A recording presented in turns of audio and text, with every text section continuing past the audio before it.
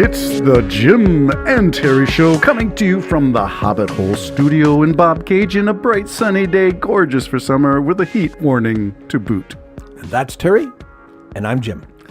And together we're two retired guys with a coffee. Jim's finished his. I topped mine back up before coming to the studio in the basement. What a wonderful, I had healthy bread with 2 eggs on top of that bread with mushrooms and onions sauteed and the nice beautiful yolk and some carrots and a hot coffee. That was perfect. What a blend of texture and color. It was beautiful. Thank you, Terry. You're welcome.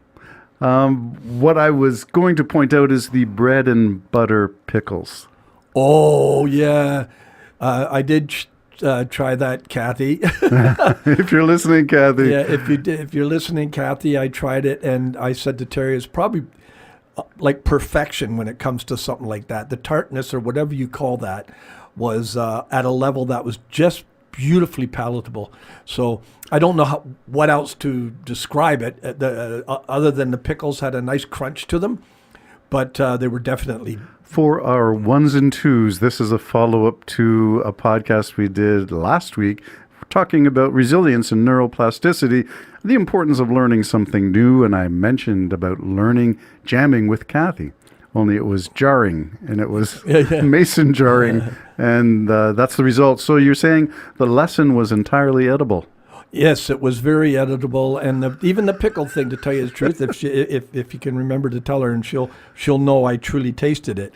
When I said the pickles were crisp, they were crisp around the outside perfectly. Crunchy on the outside, soft I inside. would have given that the number one prize at the fair. There you go. And I wonder if Kathy did display some of her wares in the Bobcaygeon Fall Fair. I wonder, when was that? Well, it will be in the fall. Oh, because it's fall, jeez, yes. Little time warp there. My mother-in-law, remember my other lesson on resilience was about my mother-in-law and learning to bake her butter tarts. She competed in the fall fair for Bobcaygeon as well. She, if I'm not mistaken, she won a ribbon. Oh, nice. Yeah, and she's got another thing that she enjoys, Lady Rose Relish, which is sort of a derivative of the bread and butter pickles, but it's a relish. Like a chutney. Yes, yeah. I love that she stuff. won an award as well. I'd buy more of that fair. Stuff, but I'm always afraid I'm just going to throw it out. By the way, I'm not buying any more fresh vegetables. Fruit. No more fresh fruit. No more fresh fruit. And why is that? Throw it all out. Last thing of strawberries I got, I had... Oh, you don't eat them all. You have to buy a large enough... You have to eat it right there, then. And yeah. That's just disgusting. It reminds me of the Soviet Union when I was like 14 years old. I would see things on the news about how horrible their fruit was. That's where we're at now. I'm disgusted with it. Well, you mentioned the Soviet Union, so I'm going to tag onto that with this comment. My mother-in-law was over visiting the other day and had an observation that she was in shopping, and there was a lady outside the main entrance who was in tears. She was with somebody, but in tears. But my mother-in-law, and now to be clear, I think it was my mother-in-law's friend who passed the story on to my mother-in-law, so it's third hand. Right. Lady crying, weeping, and apparently the source of the weeping, when she was asked for assistance and the other person present said it's nothing that she requires assistance for, she's just overwhelmed. She comes from a country in which she's never seen as much food available to so many people in one place. Wow. And that reminds me of my wife's mother-in-law, who had stories from Poland during the 40s and the German occupation. Same story. You know what? I'm glad you told me that story. I'm going to stop bitching. I'm just going to maybe select more, or maybe go to, the little local, right off the farm food. Right. And go there and pay the $1. The highway stands. Yeah, the $5 more, whatever it is, and get it fresh. Farmers feed cities. Yeah, yeah. Yeah, and I think we got to support our local suppliers. But you made a good point. I mean, I'm bitching about something in abundance. Yes. Yeah. So, all right, good. Well, do you remember the beginning of COVID when the shelves and supply lines were challenged? and I've never seen empty shelves before.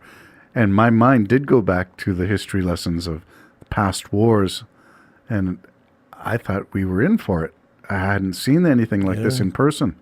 But we live in a blessed, do I use that word? Well, you will understand the spiritual word.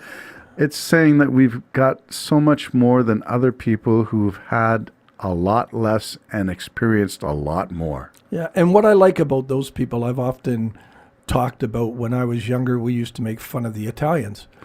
Because they'd move into these nice houses and they'd immediately chop up their whole backyard and put a garden in. Yes. We just didn't get that. Yeah. And then we went from that to evolving into raiding their gardens to the place now where it's so smart to have a garden. Mm-hmm. and as you know, a lot of them they'll go to their grocery stores in Vaughan and all the grocers will bring great big bushel barrels of tomatoes in at good prices because they know every Italian household is going to have their garage cooking. They're going to be boiling them up and they're going to be making tomato sauce. You know, that was the smell of my youth. I lived in a semi-detached in the east end of Toronto. A lot of immigrants post-World War II were Italians, especially Sicilians in my area. The smell of spaghetti sauce through the walls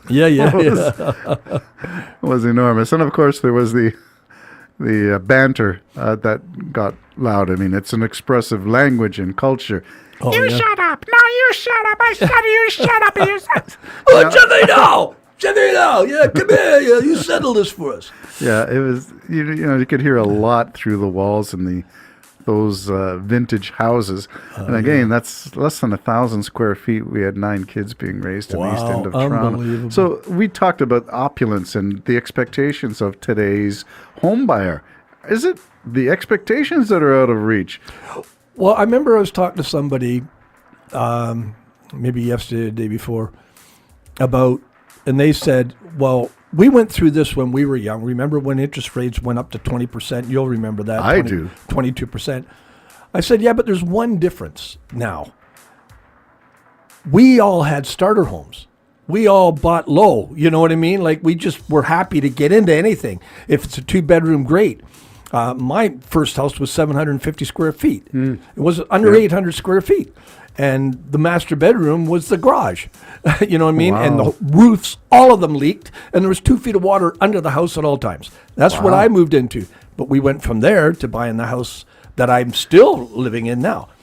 Where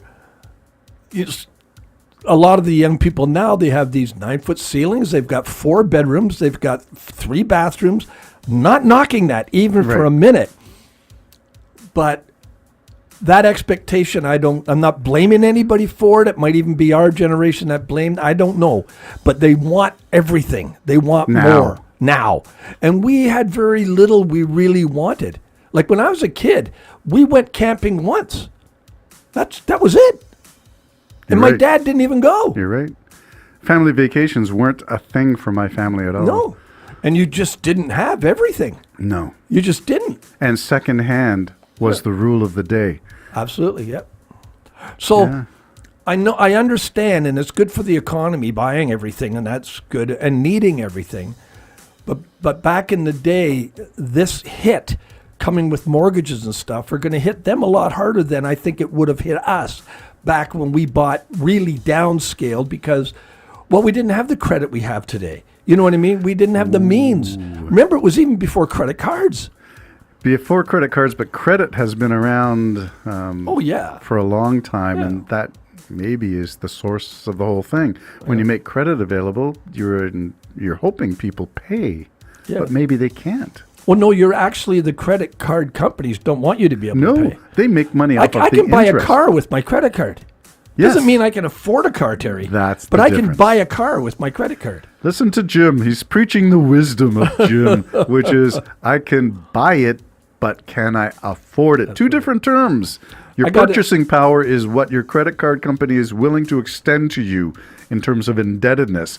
Your affordability is what you can actually afford on a month-to-month basis to give them in return. Yeah. And sometimes the interest exceeds your ability to return the pay. Yeah, and they want to get you they want you to fall behind. Yes. Because that's where they make their money. They don't make money on me. No.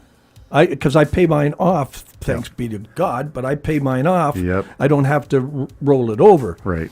And actually, getting my eyes done decreased my income coming in now, How is that? because I took it out of one of the investments that wasn't a tax-free. And actually, to tell you the truth, I could have a real beef with my bank because I remember asking him. He said, no, that won't affect it. That's what he said. And don't then know all of a how- sudden, I'm making $30 less a month. Well, if you take away from your investments the value of your eyes, your eye surgery, of course you have less invested. Yeah. So, but you see, I've got a tax-free one. Okay. This wasn't a tax-free one. And so I took it out of that. And you got taxed I on it as remember well. inquiring. Yeah. And the guy said, oh, no, there's no problem with that. And I said, well, I'll take it from there then. I'll keep that going strong there, And so I took it from there. Not all of it, I don't think, but I took probably Right. $3,000 or something from there, Right. and it affected my income. So I have to wait a whole year before I get that back. Okay. But on the other hand, I can see. So It seems like, I got to say this, it seems like a reasonable choice.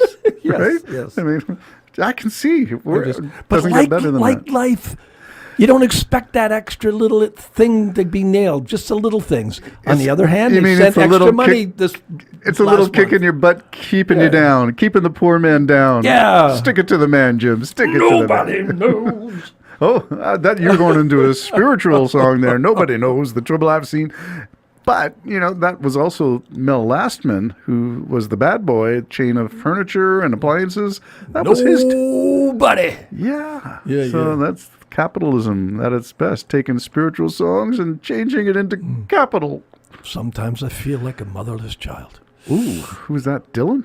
Nope, that was at Woodstock, the black guy. Jimi Hendrix? No, Jeepers, no, acoustic guitar. Oh, mother, sometimes I feel like a motherless child.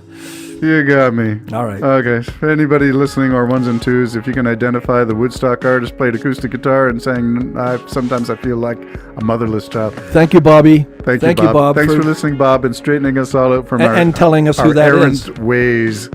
Bye-bye for now. Jim and Terry Show signing off. Bye-bye.